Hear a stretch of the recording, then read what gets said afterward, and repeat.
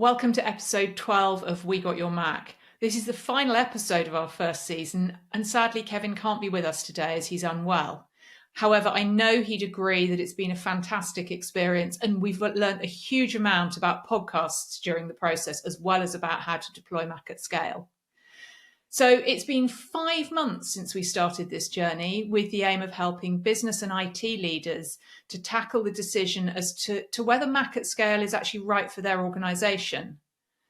We tried to take this podcast from the thinking about it phase all the way through to I know how we get started.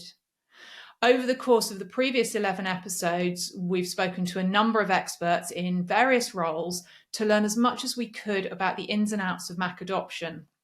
We thought this would be a good opportunity to summarize some of the things we've learned. We've broken it down into 4 main topics. The first is why you should consider the Mac.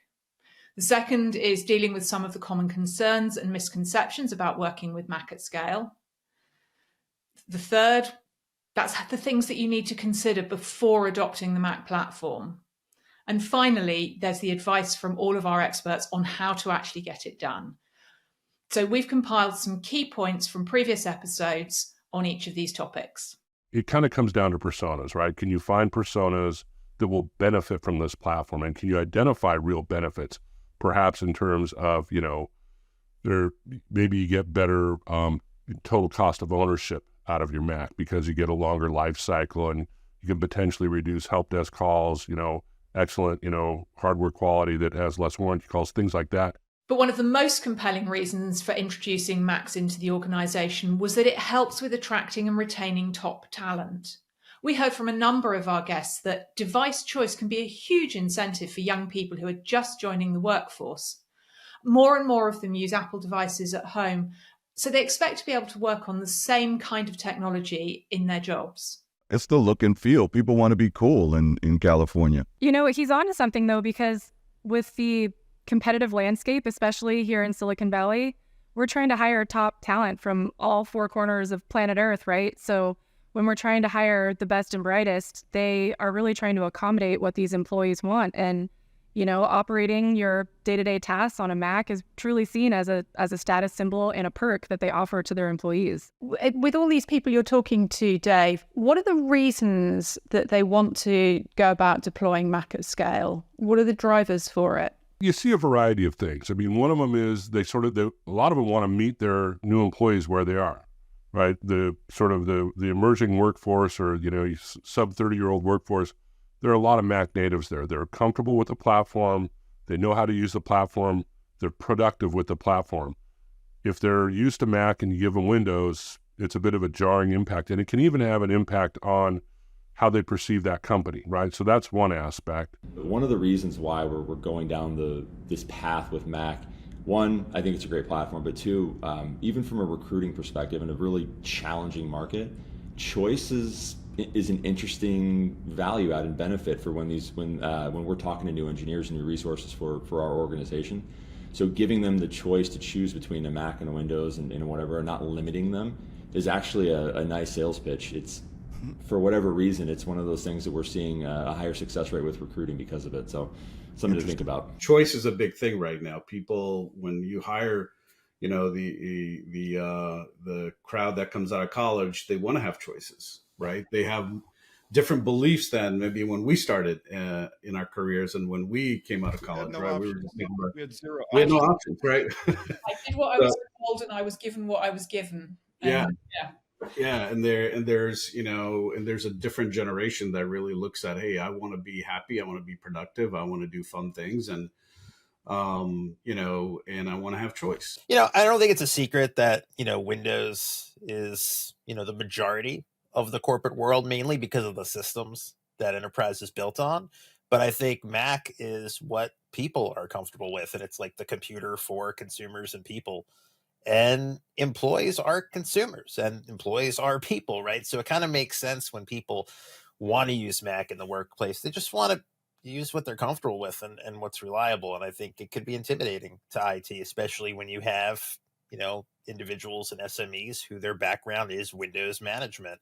But I think that's coming to an end. Another theme that emerged as we explored the ins and outs of deploying Mac at scale was that there are a lot of common concerns and misconceptions about using Mac in the workplace. Compliance and security are obviously major concerns for IT teams, and with good reason. In episode 5, Field CISO Brad Bowers covered both of these aspects and showed us that Macs can fit in with PCs without any real concerns. What's important is to remember is that most companies do have some sort of compliance requirement, and it's just been an assumption historically that Mac isn't compatible with these. Apple's done a really good job of moving things to the right. And when I say that, I'm referring to making it so it's more of a corporate, sustainable, easy to integrate into business processes and solutions, and really just making it so it has the same level of accoutrements and controls that can be applied to it. And this is why we're starting to see the Macs more and more leveraged in corporate environments. And this comes down to the tools that they've done natively, but also just how they're being used and what controls can be applied around them. The compliance piece is absolutely huge. So a stumbling block that the Macs have always had is I can't put the same level of monitoring, the same level of compliance pieces, the same level of checks and boundaries that I need in order to allow them to be widely used across the organization. That has really changed. With the adoption of just changes that Microsoft has made in their stack from an Active Directory perspective to really more of the things that Apple has brought into the mix, you now can have that same level of control. And the common ones that we see are, well, I have a requirement because I'm a publicly traded company that I have things like when I log into the machine, I'm presented with a banner that says, you're logging into a corporate asset, to enforcing password complexity, compliance and histories, things like that, to not being able to add applications. All of those are elements that historically had made it a little bit more difficult to bring the Macs into the corporate environment. Those are now native. They can be done now much easier. When it comes to security, there's a common myth that Macs don't attract the same kind of attacks or malware as PCs. But Brad told us that that's not actually true. There have actually been a few high-profile examples of Mac malware recently, but because of Apple's closed ecosystem and some of the steps they've taken to verify applications, the Mac does actually have some security advantages over Windows. The PCs have the scars on their back from decades of having both nation-state actors, malicious users, malware viruses coming after those targets for a very, very long time. And as the Macs have gotten more popular, they're starting to see some of that and they're starting to weather through it. And they're doing a pretty good job. I mean, we're seeing them be able to deal with the same level and complexities of attacks that we've seen on even the most hardened PCs. So a big chunk of what makes the Macs very secure is the fact that they do a much better job than a lot of their competitors when it comes to monitoring, approving, and really analyzing the applications that are supported on the devices. This is something that had historically been a reason why iOS devices like the iPhone and the iPads were more inherently secure than some of the competitors because of that closed ecosystem. Since Apple requires that any application that is run on these devices be signed by a valid Apple certificate, come from a known good source. Now there's ways around that, but the fact that that extra layer of control is being put in place, it means that it's that much harder for attackers to be able to be successful in running a malicious attack or doing their social engineering piece as it would be against maybe a PC. When it comes to networks, people are often worried that because the Mac is so different from a Windows PC, it's not going to play nicely on their networks. But in episode 4, Tom Rice explained that that's not an issue because Mac runs on the same fundamental technologies as Windows. I think if I had to put an overarching statement on it, the thought process from those people, especially those who haven't used Macs or not familiar with them at a technical level, are that Macs are different and they won't work in our network. But Macs are fundamentally using the same technologies that any IT device is going to be using. They connect to the network with the same protocols. They use the same methodologies to print. They run the same software. So the conception that if I bring Macs onto my network, I'll have to change the architecture, or I'll have to put in completely new systems, or this won't work because it only works on this type of platform, is a big hurdle that we struggle with to make sure people understand. And I say struggle, it's just making sure they understand the fact that you're not fundamentally changing things. You're just saying you're bringing a new, device into the network, just as you may switch from a Mazda to a Toyota. You're bringing your device on, and this will work the exact same way that your Mazda worked. Application compatibility used to be a major concern for a lot of organisations because there was a time when Mac users got a completely different version of the application to Windows users. But those days are long over. More and more of the most used applications, like Microsoft's Office suite, for example, are now completely cross-platform. And in many cases, they're fully web-based. So for those Mac users that do need to run an application that's only compatible with Windows, there are still things like virtualization or cloud PCs that can be used. Dave Groover and Steve Weiner both addressed this for us in episodes 2 and 9, respectively. Probably the number one thing is application compatibility. And you sort of see some general alignment. An older, more mature company with older apps that was built in, perhaps, built on a Windows platform, they've got thick client apps that are run. They may have challenges running those on Macs. If those are critical business applications, that's going to limit, right, who your targets for those Mac devices are. That's probably number one. The reality is if you're using Office 365 or you're working on a lot of web-based apps, Salesforce is a good example, or maybe using the Google Suite, whatever, you're going to be fine with a Mac. That's the easy part of it. I look at it in 3 tiers, right? Like, there was a time where Office for Mac was very different than Office for PC. That's over, right? So here's the deal. If you're basic, if you're a user and your bread and butter is productivity apps like Microsoft Office, you're good to go. Let's take it a next tier. Let's say you use Visio or Project, things that aren't Mac native. I could very easily use a product like, Parallels to virtualize Windows on Apple Silicon, because Windows has Apple Silicon native, ARM-friendly versions, separate thing. But that's easy. My next tier would be something I can't virtualize. I can just go to cloud PCs. And if I go to cloud PCs, I don't need VDI background or expertise. I could just deploy that. So you're covered.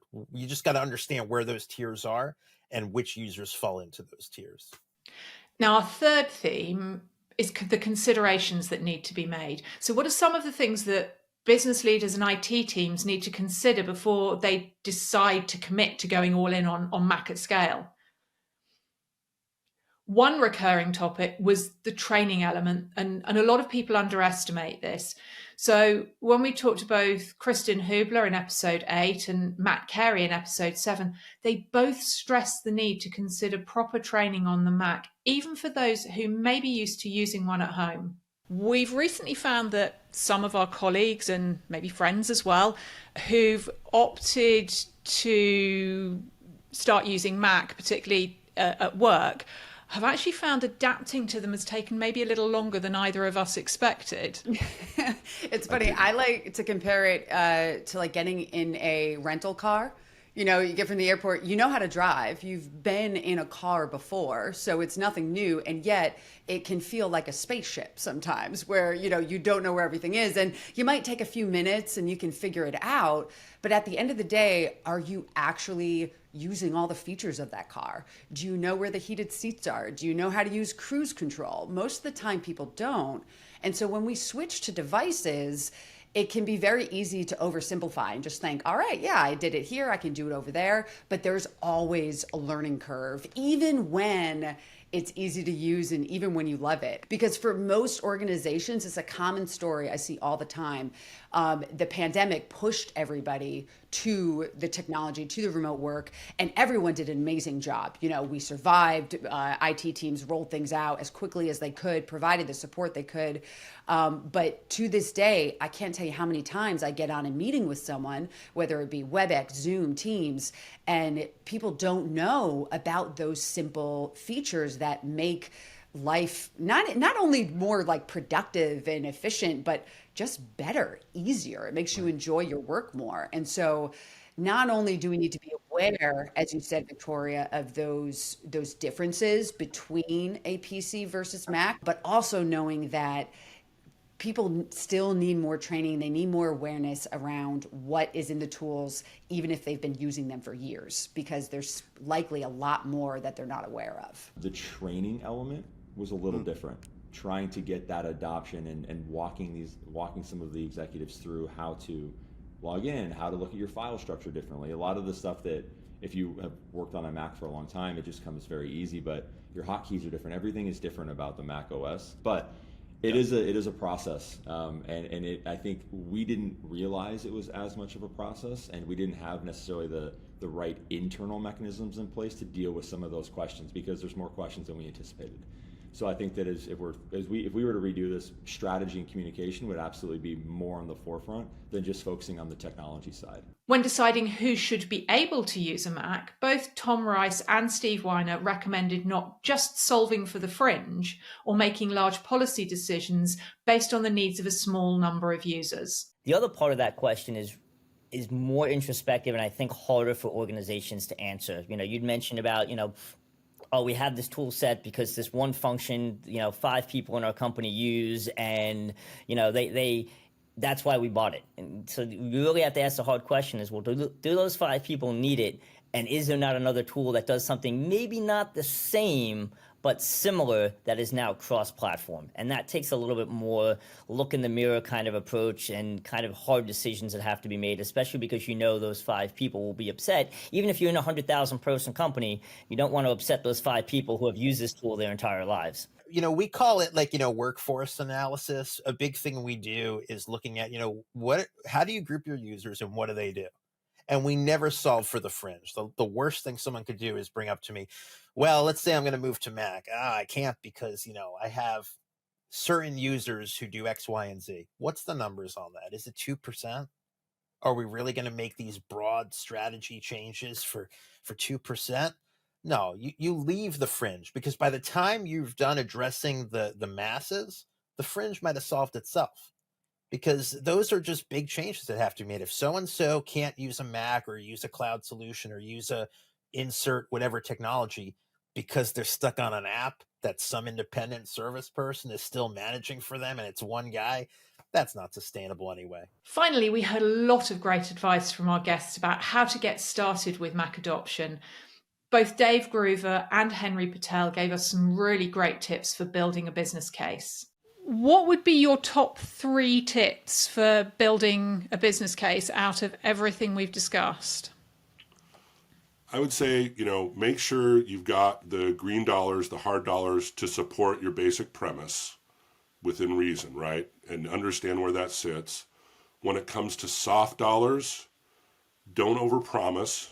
You should be able to make a compelling statement without overpromising. And then if you exceed that, scream to the high hills about how good you did. And then I think the other one is really think through your timing. Make sure you've thought through the timing of implementation, when you'll spend, when you'll get return. And if I can add a 4th one, just know your audience. Know who you're talking to at various aspects of this business case development. Really mapping out who the stakeholders are here, right? Why would this be important to the company, number one? Why would choice be important? Who would be most interested in helping kind of make choice happen, because it's in their vested interest, right? So when you think about different stakeholders, right? We think about our HR team, right? Because they're recruiting people, right? Or trying to retain people. That's an important stakeholder. Clearly, finance is a stakeholder, because they're going to want to know, what is this thing going to cost, right? There's the acquisition cost versus the residual value. Apple has different programs. You have different programs to help support it, right? In terms of leasing, et cetera. But you can realize the long-term benefit of the Mac, because you do have that high residual value. The thing next to layer on is your support teams. Like, hey, how much are we spending on, supporting, the Mac today, the PCs today? Do we have the right staffing? What if we brought in the right staffing? You may not be able to have that direct conversation, but your management layers may, right? And you need to go solicit that help. So there's some fundamental things, is really just understanding if you want to bring choice into the program. If you're at the mid layer, then you got to work your way up. If you're a top layer, then you have access to a lot of stakeholders already. So it's about building the business case for it and talking to the right one. We also heard from Jess Craver in episode 1 and Kristen Hubler in episode 8 about the importance of alignment and change management.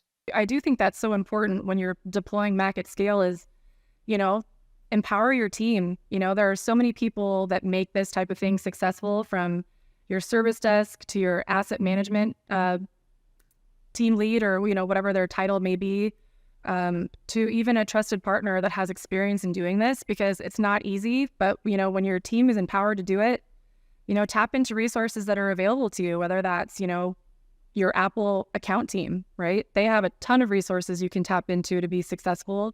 And that's going to be in any type of change management. When you deploy technology, you need to do a certain amount of discovery.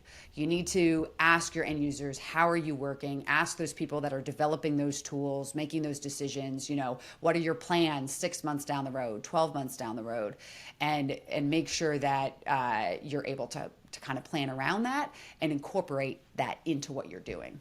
Don't make assumptions.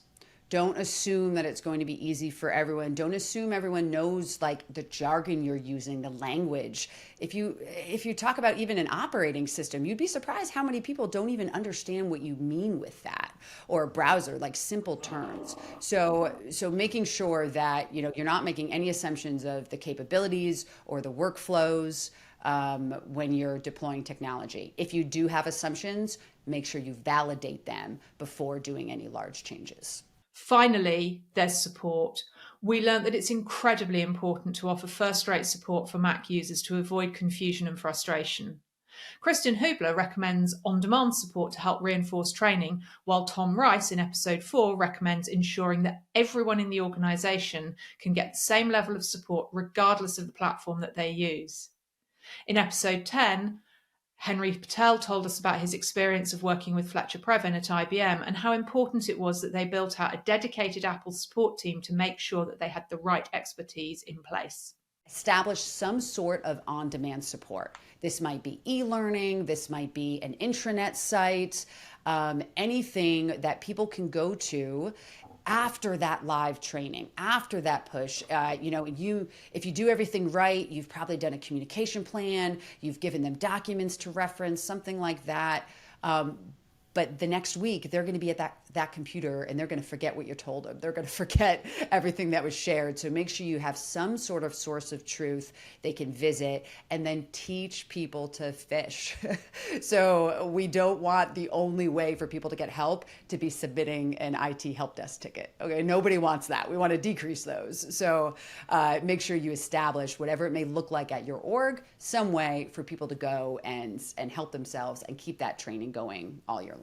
The key takeaway, I think, though, is you don't want to make your Mac users or any other user of a platform that's not your predominant platform feel like a second-class citizen. They should contact whatever level of support you're using, whether it's a managed service provider, whether it's a person who is, comes in for a few hours every day, but is on call, whether it's a dedicated person from your IT team who you decided to going to support Macs, and be able to get the same level of support and resolution for their problems that any other user in your organization would get. A good example is several years ago in 2015, we worked with IBM when they set up their Mac practice, right? They had Macs. They were managed in a very different way, but they wanted to scale up. And so, we went in there with them and talked about how they could do that with Jamf, but they themselves realized that they needed to bring in the right talent, right? And the right talent wasn't just in the administrative portion of it, right? It's not just the technical implementation. It was also the back end technical support, right? They built a Apple specific, help desk. They brought in people who knew Apple, who knew the Mac, who knew iPhones, right? Because that expertise you can't teach overnight. That takes time. So that concludes season 1 of We Got Your Mac. We'd like to thank all of our guests for their insights. And of course, we'd like to thank you, the listeners. Now, if you haven't listened to all of the episodes, why not listen to a bit more of some of the ones we've given you clips from today? Or if you're particularly focused on sustainability, you could try episode 6, where I talked to Alison Mitchell from Mobile Resell. Or even better, go back to episode 1 and listen from the start. I have to admit I was asked to pick a couple of my favourite episodes to recommend, but I can't because they're all so different and there's so much good advice in all of them. We're off for a break now, and we're looking forward to returning with a new format for season 2. If you have any feedback or requests for what you'd like to see in season 2, you can email us at wegotyourmac@shi.com. For bonus material and to be the first to hear about our plans for season 2, you can find our LinkedIn and other social media links at wegotyourmac.com. Thank you, and thank you so much for listening.